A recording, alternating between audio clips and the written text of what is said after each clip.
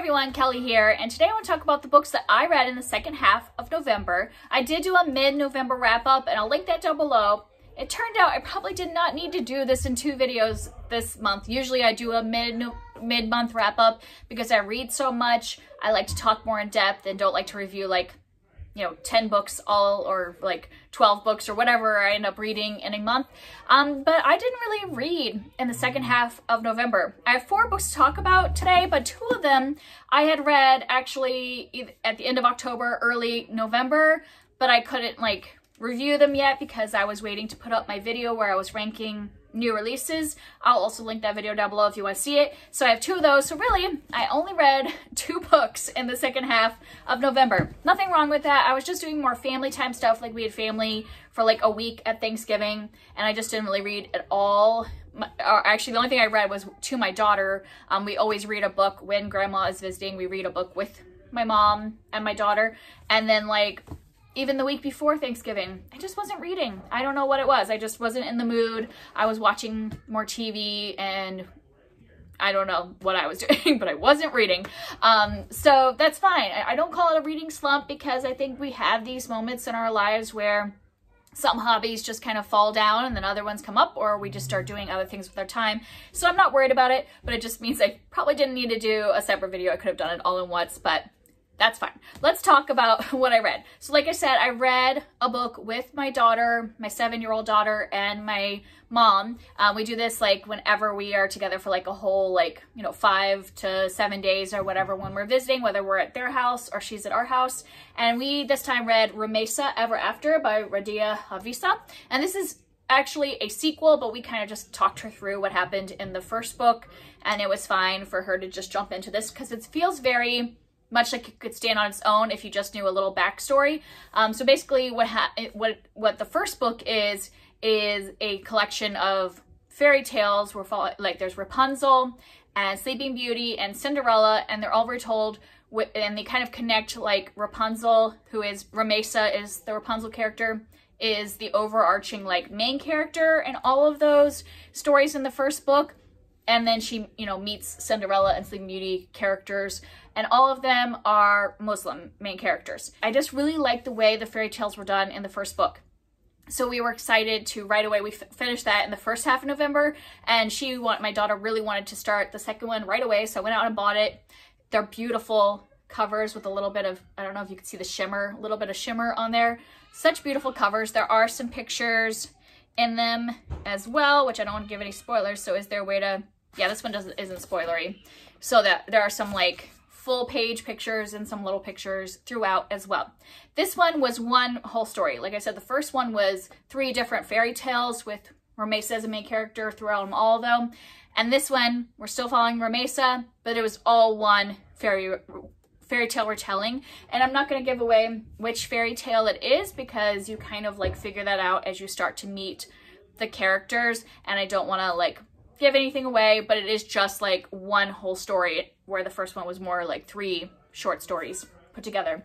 So I really liked that. I liked how we were just kind of having one overarching story, one kind of villain and stuff like that. So the characters in this were really fun. I really liked the way that the author took that fairy tale and like made it her own and changed up enough things. Like it's very recognizable which fairy tale it is, but it has been changed a lot. I really also enjoy how both of these books, the focus really is on girl power. So it's not about like the original fairy tales. A lot of times the girls don't have very much agency and they're just waiting for the prince to save them and get them out of their bad situation or whatever.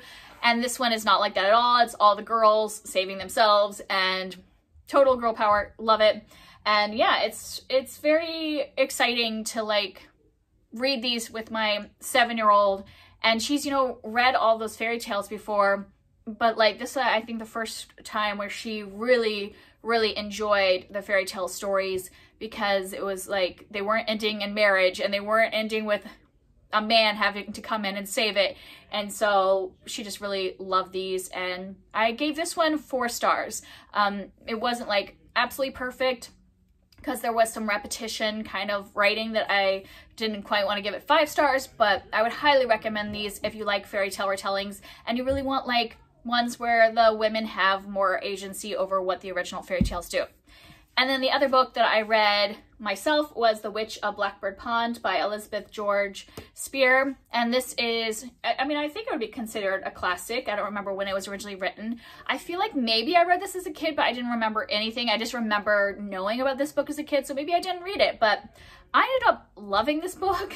I wasn't so sure at the beginning because I wasn't fully drawn in at the beginning, but by the end of the book, I ended up giving it 5 stars. I really enjoyed the character work and how this was done. This is taking place in the 1600s, and basically at the beginning of this, Kit, who we are following, she is traveling from Barbados to Connecticut because family has died and she needs to go and live with her aunt, who she's never met, and uncle and cousins. She's never met any of them. And she also, Barbados and Connecticut are very different at this time period.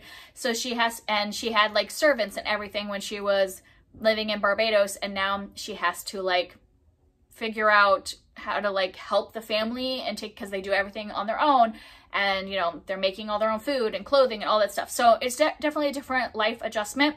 And she also makes friends with this older woman who lives by herself, who most of the people in town thinks is a witch. So that's why it's The Witch of Blackbird Pond.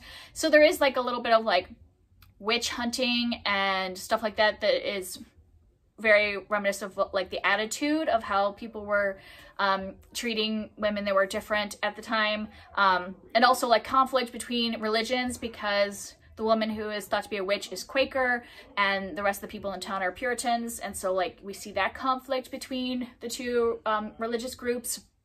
And I just really loved the characters in this. Like, yes, there is like stuff to learn about history, but I would say the witch hunt stuff is very minimal because it is like written for a younger audience. So it's not as detailed as you would get in like an adult story about this historical time period in terms of like the intensity of a witch hunt. But I just really did love the characters. Kit is one of those characters that there were times when I was like really annoyed with her. And then other times you really see her grow and you see the wonderful things about her. And that was like all the characters, like her whole family, a lot of the characters that we meet, they're flawed. They felt like real humans, where there was stuff that like, yeah, I really just want to like strangle you right now. But then the next moment you're really like loving the choices they're making and all that stuff. So that felt very real to life of like, you know, everybody you meet and are friends with or are related to, you're going to have things that you're not going to agree with. There are going to times that they're going to drive you nuts. But there are also good aspects as well. So I just really liked all the characters and following Kit along on this journey as she's learning to fit into a new area. Really enjoyed this, 5 stars. Would still recommend it for adults. Like, I didn't feel like it felt too young. Like I said, the intensity of the witch hunt is not as much as what you would get from an adult novel, but for like a novel written for a young audience, I thought it had a lot that adults would enjoy. Okay, and then we'll talk about the 2 books that I had already discussed in that ranking video. So if you've watched that and you don't want to hear me talk about them again, that's it. But if you didn't end up watching that, you don't want to, these are 2 books I read for that video. And so I'll just review them quickly. So I read Hidden Pictures by Rekulak, and this is like a kind of like speculative thriller type book. I don't know exactly what genre you would put it in. And in this book, we are following a woman who becomes a nanny for a young child. I think Teddy is 5 years old, and Teddy really enjoys drawing. And so we see the actual pictures. Like, that was what I really was enjoying at the beginning of this. Like, we see the pictures that Teddy draws, and then the pictures start to get creepy. And so our nanny, who is Mallory, starts to wonder what is going on.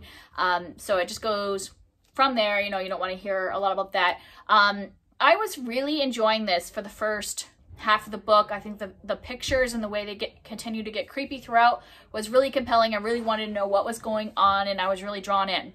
But then the second half of this book, everything just kind of fell apart completely. There was some reveals, which I can't give details on, but if you want to know spoilery details, let me know. But basically, like, some stuff happens in the reveal that I just don't think should really happen in 2022, that we should still be using as twists and reveals. I don't feel it was appropriate, and so that really bothered me. And so I know a lot of people love this book, but yeah, it it did not work for me what the reveal ended up being. So if you want any kind of content warnings about that, let me know and I can give you spoilers, or you can look up spoilery reviews. But yeah, there was some stuff that I just don't feel like should be still happening in books written this year.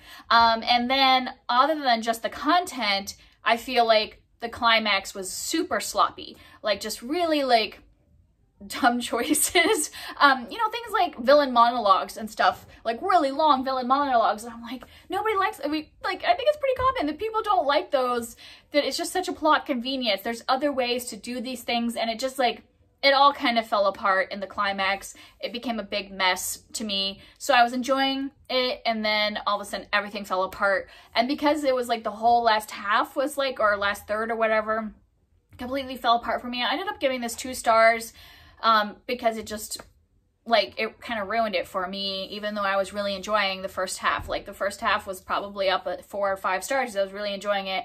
And then it just, like, completely flew off the rails for me personally, so I gave it 2 stars. And then we have Our Crooked Hearts by Melissa Albert. And this was a book that I was really looking forward to this year because I liked the Hazelwood written by this author. I'd read that whole like duology and the little short stories that came with it, so I really liked that. And so I was looking forward to this book, but I ended up really hating it and ended up DNFing. I only made it halfway through 170 pages, and that was even a struggle to push through those 170 pages.